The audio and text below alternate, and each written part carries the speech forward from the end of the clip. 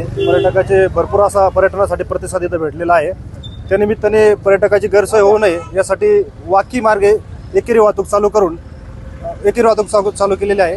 तर पर्यटकांना एवढं आव्हान आहे की ज्या प्रशासनाने आपल्याला सूचना दिलेल्या आहेत त्याचे पालन करून सहकार्य करावे, जेणेकरून पर्यटनासाठी लोक येणार आहेत याची गैरसोय होऊ नये यासाठी दिलेल्या सूचनाचे पालन करावे। डेंजरस ठिकाणी तिथं बंदोबस्त असा लावलेला आहे प्रशासनाचा की ज्या ठिकाणी लोक जाणार नाही याची खबरदारी घेतली जाते। तरी जर असं कोणी नजर चुकून कोणी जात असेल तर त्यांच्यासाठी एक आव्हान आहे की आपण प्रशासनाने दिलेल्या सूचनाचे पालन करावे व आपल्या जीवितास धोका निर्माण होईल असे काही कृत्य करू नये। कुठून आलेला आहात आणि भंडारदऱ्याचे सगळे निसर्ग सौंदर्य बघून काय आनंद होतो? आम्ही छत्रपती संभाजीनगरमधनं आलेलो आहोत। 2 दिवसाची आमच्या कंपनीनं आम्हाला सुट्टी दिली। आम्ही भंडारदऱ्याचं सौंदर्य बघण्यासाठी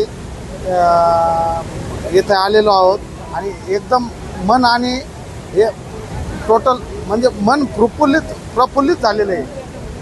काय कसं वाटतंय सगळे कोसळणारे धबधबे, हिरवाई सगळं बघून कसं? एक नंबर। याच्या व्यतिरिक्त सोन्याच्या वरची आनंद आहे।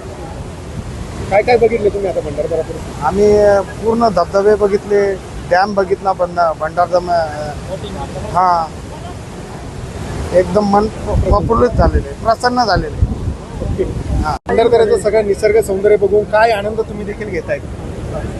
भंडारदऱ्याचं आम्हाला निसर्ग खूप छान वाटला आणि मी सगळ्या जनताला हे सांगणार की भंडारदरा या आणि बघा इकडचं व्ह्यू कसं आहे आणि वातावरण कसं आहे आणि आम्हाला खूप मनाला खूप शांत वाटलं। आम्ही पहिल्यांदा इकडं भंडारदराला आलो म्हणून। काय काय बघितलं भंडारदरा? भंडारदराला आम्ही बोटिंगमध्ये पण खूप एन्जॉय केला आणि झरणे पण बघितले आणि इकडं खूप पाणी पण जास्त प्रमाणात साचलेलं आहे, त्याच्यामुळं खूप छान वाटतं इकडं येऊन आम्हाला। आनंद कसा तुम्ही भंडारदऱ्यात? सर स्पेशली मी नाशिकवरनं आलेलो आहे, पण माझ्यासोबत सगळे माझे जे उभे पोरं आहेत ते सगळे नागपूरवरनं आलेले आहेत आणि त्यांना भंडारदरा दाखवण्यासाठी मी स्पेशली त्यांचा गाईड म्हणून इकडे आलेलो आहे।